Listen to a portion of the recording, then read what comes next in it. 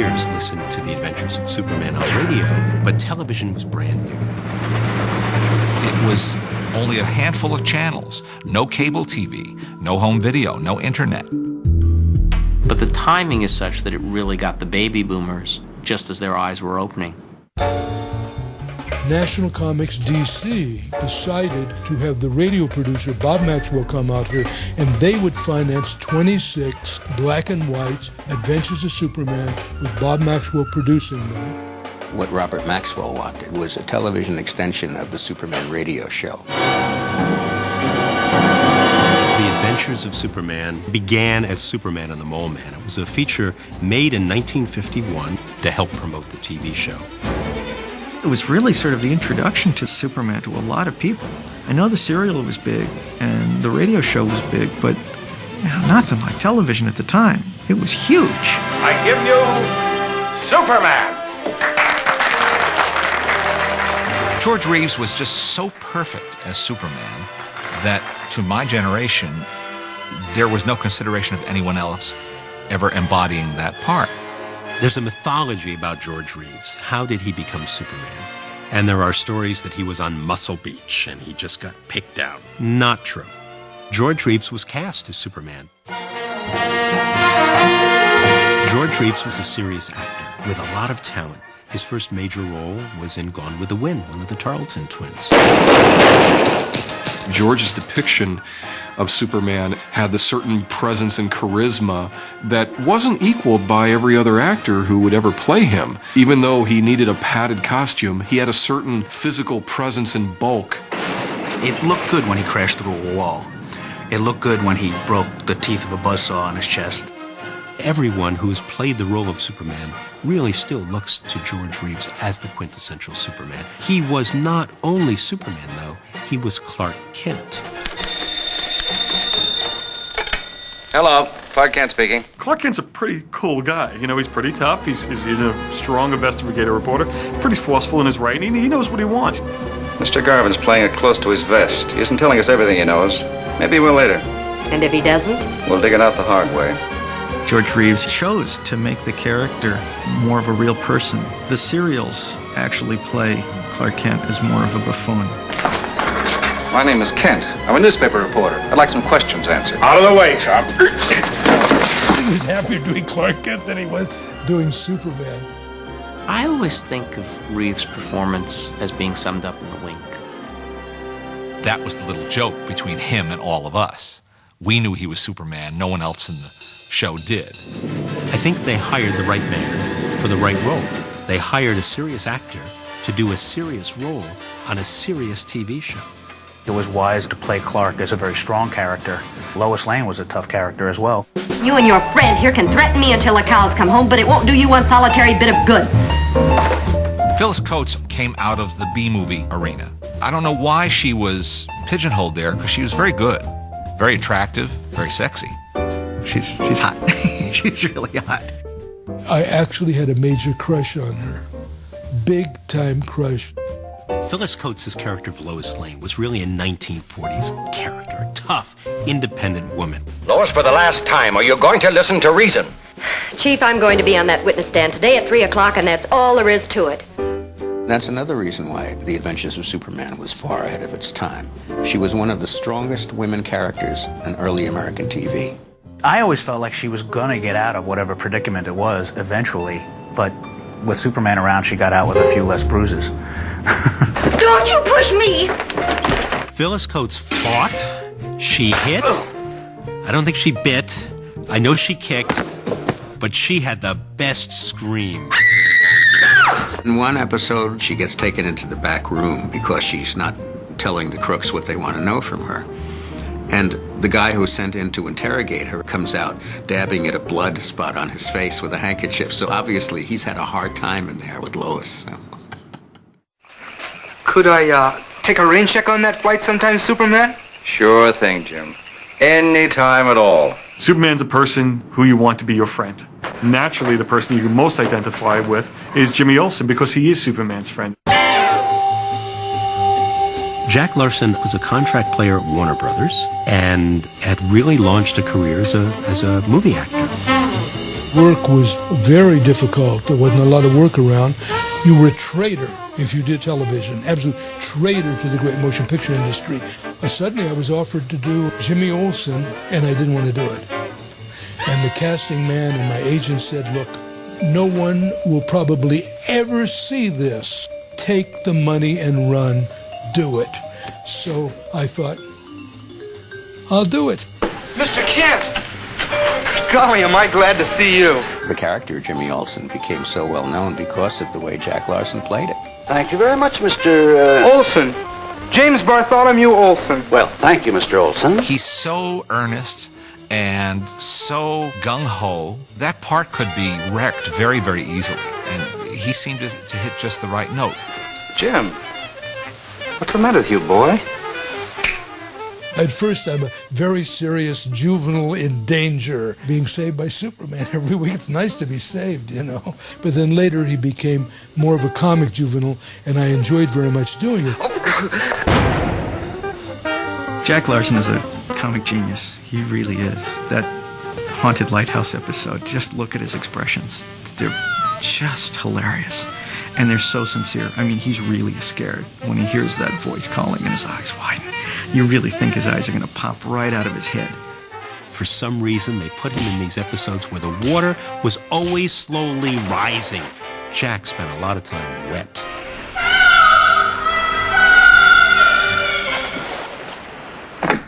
Got a second, Chief? Sure, Lois, come in. John Hamilton was also perfect casting as Perry White. And one of the great discoveries of my life as I got a little older and got interested in old movies was that, hey, that guy, he's in other movies. Crazy. He never left Hollywood because every time Warner's needed a policeman, a governor, a judge, a politician of high level, there was John Hamilton. Gone mosquitoes? Mosquitoes, is that all you can talk about? I quit talking about them if they quit biting me. Look! Don't bother me. Nothing. John Hamilton was, to me, exactly like Perry White. I think he thought I was a brat. I don't know what he thought. How many times must I tell you not to barge into my office without knocking? I know, Chief, but this is important. Don't call me Chief. Yes, Chief. Yes, Mr. White. Okay, what is it? I made the mistake of calling him very earned John, which wasn't acceptable. He didn't correct me, but I realized right away, with the look I got from him, that to me, to this kid, he was Mr. Hamilton. White speaking. White speaking. What? Absolutely no. Certainly not. And that's final. He was a tough, gruff actor from the old school. He was also the kind of guy, by the time Superman came around, that he probably wanted to have more of the pages of his script in front of him, and most of his scenes are behind the desk. I've been told that his script pages are there, and he's smoking his cigar, and he put the cigar down, and he'd probably glance at the line and come back up and deliver it right to camera. We'll take her to the fair. Hop out there and make arrangements with her family. Oh, it wouldn't be the same, Chief. Think what it would mean to this youngster for Superman to come out and take her. Well, we'll do the next best thing.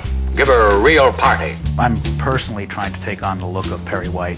I figure you can't be a comic book editor or an editor of any kind unless you look like Perry White. Great Caesar's ghost! Another reason the show was so good was they called on this roster of wonderful character actors and supporting players.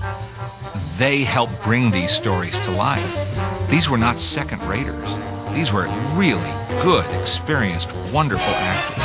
My, but he's handsome too. As a matter of fact, he looks like... Lieutenant.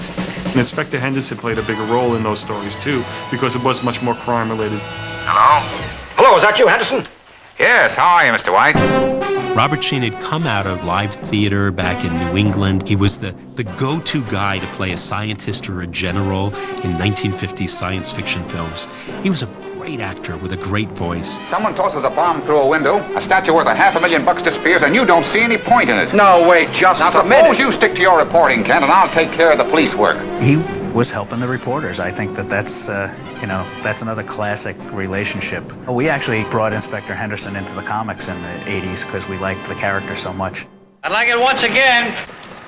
You were late again with that pistol cue, Dexter. A lot of the people who put this show together came out of B movies.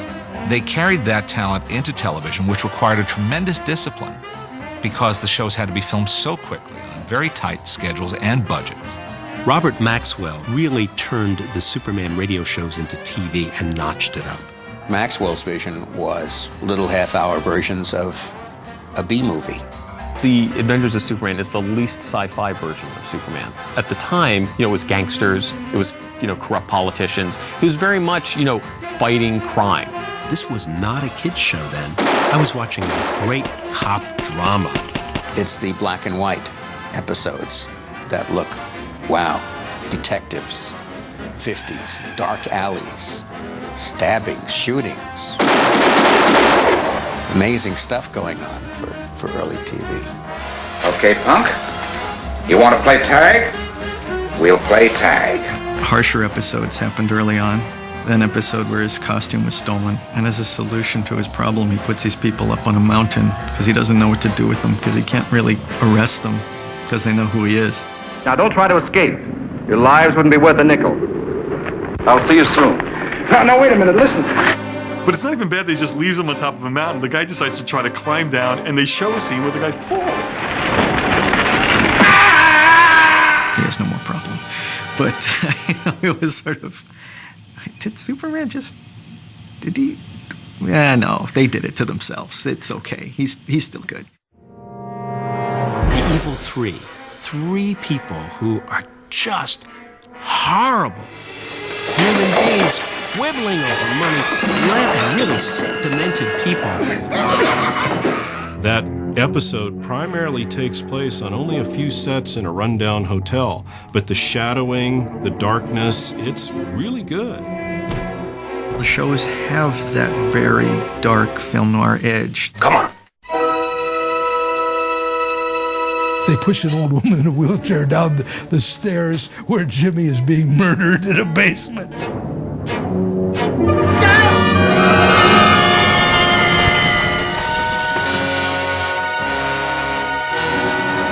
That first season in particular is very much a continuation of the style of filmmaking and storytelling that kids knew very, very well from the Saturday matinee serials. Hello, Jim. Come on in. How'd you know it was me? Don't you know that I have X-ray vision? Oh, sure, just like Superman. Superman has all his powers in 1951. He has his super hearing, and he has his X-ray vision. He has his ability to fly. Even when they did the serials, when Superman flew, it was animated. Here, all of a sudden, we're watching an actor in the Superman costume flying for the first time. That's a real big thing that the TV show had. Another great aspect of the series was the shh flying sound effect. They had that incredible whooshing sound in the background, like, man, not only was he flying, but he was really moving. And I'm sure a lot of kids, when they were playing Superman in their little costumes or whatever, would run around the house going, shh. George was very athletic, and he did his own stunts. And this led us into a very odd circumstance, because early on, they were going to fly him on wires, and the wires broke. And George fell, and he said, that's it. No more wires. So the question was, how does he fly? Cy Simonson, our special effects man, developed a way for George to fly in and out of windows and doors and buildings. They put a springboard on the floor. His takeoffs off a springboard they were real gymnastic moves. I mean, it was very powerful. And he would come in the window, he would leap and grab the bar, and then come in on a Superman landing. Superman was really on the shelf after Superman in the Moment for 2 years. And George Reeves probably thought, as the other cast members, no one's going to see it. Kellogg's came in and bought all the half hours of Superman, and then it went on the air in 1953. Bam! Instant smash. We became big, very, very big right away. We became a rage. Having basically the only TV set on our block, when Superman came on, I was a very, very popular kid. Everybody watched that show. It was part of the fabric of American youthful life. Suddenly I was a star, and people started at me on subways and everywhere. It was a huge success. Superman t-shirts were sold. Superman comics sales went up. Extraordinarily successful at that point. Whereas films of that period are languishing on a shelf, the Superman TV show is still alive and well.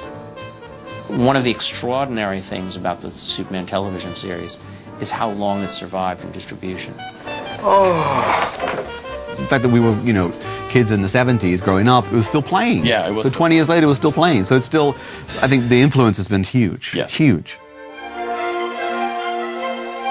Its legacy is that it captured the imagination of an entire generation of American kids. I think that they really hit on the heart of what Superman is about, and I think that that's a big reason why we're still talking about them now, 50 years later. Now I'm going to give you one last chance to stop acting like Nazi stormtroopers. There is a basic message in all of Superman, in the comic book, in any film they ever make, in our television series, presuming the radio show. Superman represents truth, justice, and the American way. And I think that that's the reason for the continuing success of Superman.